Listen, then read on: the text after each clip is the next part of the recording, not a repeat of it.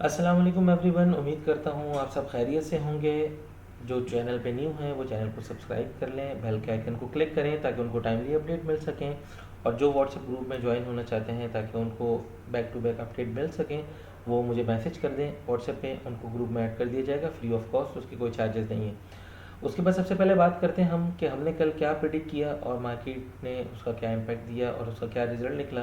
तो कल मैंने आप लोगों को जो है वो लेवल्स बताए थे। जब गोल्ड था 1953 और 54 के ऊपर, मैंने आपको कहा था कि अगर H1 की यहाँ पे आपको बुलिश क्लोजिंग मिलती है तो आप यहाँ से बाय ले सकते हैं, और ये मार्केट आपको टारगेट देगी 1962 से लेके 65 का।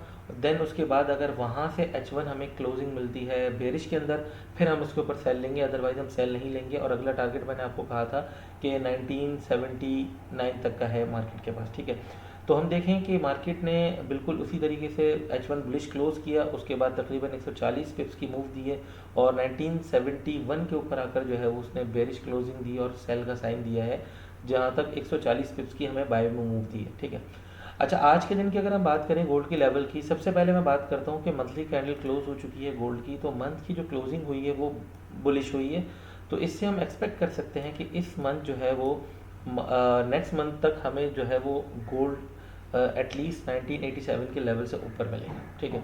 अब देखते हैं कि हमें, अब चूंकि मंथ की जब कैंडल स्टार्ट हुई है तो मे बी मंथ के अंदर जो है वो कैंडल अपनी जो है वो विक बनाने के लिए 1933 के लेवल तक भी आ सकती है, लेकिन उसको हम डेली बेसिस पर देखेंगे, ये ज़रूरी नहीं है, ठीक है।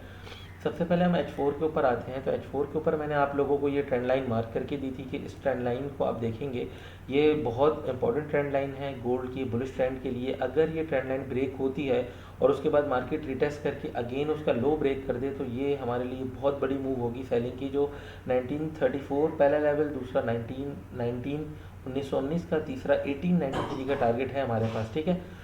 अच्छा, बाइंग के लिए जो हमारा टारगेट है वो मैंने आपको कहा था कि बाइंग के लिए हमें क्लोजिंग चाहिए 1975 से ऊपर। तो हम ये सोचेंगे कि अब बुलिश ट्रेंड जो है वो कंटिन्यूसली स्टार्ट हो चुका है, ठीक है। अभी मार्केट बीच में कंसोलिडेशन कर रही है। अब मैंने ये एक ट्रेंड लाइन अप साइड से मार्क की हुई है और ये डाउन साइड से मार्क की हुई है। तो इसको अगर हम देखें तो हमारी कैंडल्स अब छोटी होती जा रही हैं। आगे आने वाले कुछ 2-3 इंपॉर्टेंट डेटा हैं जिसमें मार्केट अपसाइड या डाउन साइड बहुत बड़ी मूव दे सकती है। उससे पहले मार्केट का स्ट्रक्चर कुछ इसी तरीके से बन जाता है। अच्छा, आज के दिन अगर हम बात करें H1 पे हम देखें तो आज के दिन हमारे पास जो लेवल है वो बाइंग के लिए, सेल तो ऑलमोस्ट जो है वो सेलिंग का एरिया निकल चुका है। अब अगर हम बाइंग देखेंगे तो बाइंग हमारे पास, सेलिंग हम देखें ट्रेंड लाइन ब्रेक होने के बाद अब सेलिंग देखेंगे। अब जिस लेवल पर गोल्ड खड़ा है यहाँ से हम सेलिंग नहीं देखेंगे, यहाँ से हमारे लिए सेलिंग रिस्की है।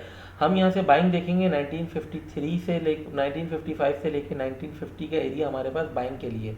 यहाँ से हम बाइंग देखेंगे, जैसे ही हमें बाय कंफर्मेशन मिलती है, हमें बुलिश कैंडल यहाँ पे क्लोज मिलती है, हम यहाँ से बाय करेंगे।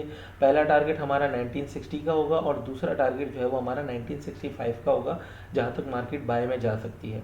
तो मैंने कल भी आप लोगों को समझाया था कि 50 पिप्स के बाद जो है वो आप अपने स्टॉप लॉस को ब्रेक इवन कर दिया करें अगर आपने ट्रेड को होल्ड करना है, वरना आप मैक्सिमम 50 पिप्स कैच करके मार्केट से आउट हो जाएं, क्योंकि मार्केट इन दिनों होल्डिंग वाली बिल्कुल भी नहीं चल रही, ठीक है।